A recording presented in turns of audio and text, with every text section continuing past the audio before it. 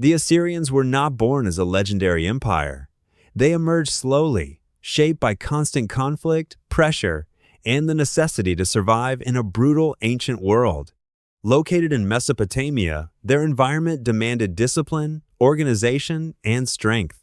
While many neighboring societies treated war as an occasional event, the Assyrians transformed it into a permanent system.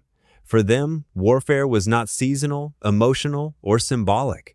It was calculated, planned, and institutionalized. From an early stage, Assyrian society revolved around control. Cities were not simply places to live, they were logistical centers designed to support military campaigns. Roads were built not for trade comfort, but for rapid troop movement. Storage facilities were designed to feed armies during long sieges. Administration existed to extract resources efficiently. Everything had one final purpose: expansion and dominance.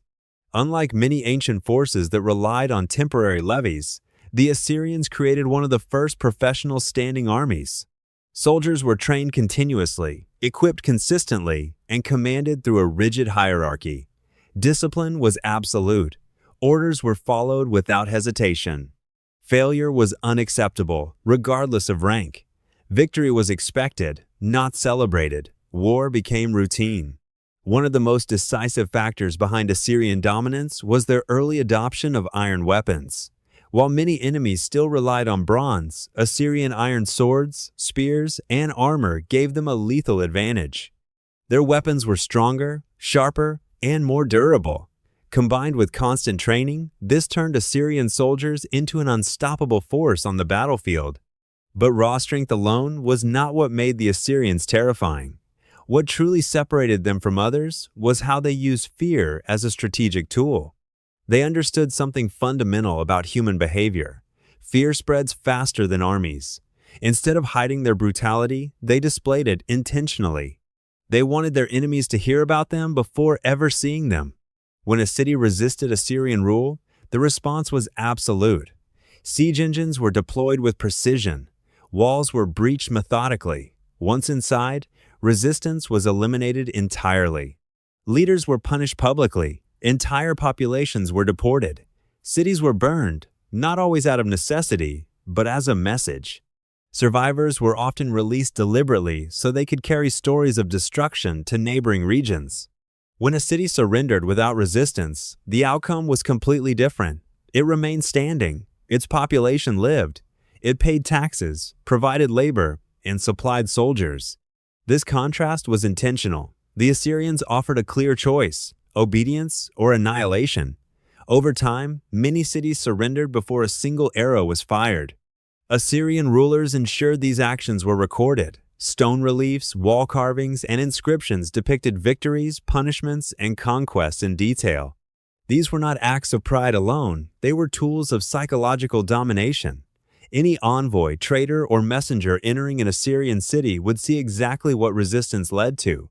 The empire expanded rapidly. Territory stretched across vast regions, connecting distant lands under one centralized authority.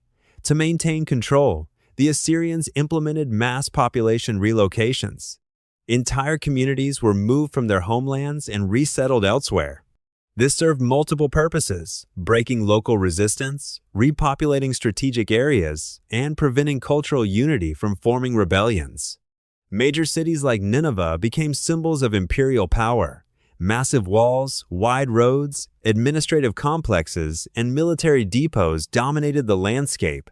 Communication systems allowed messages to travel quickly across the empire. Governors reported directly to the central authority. Taxes flowed continuously.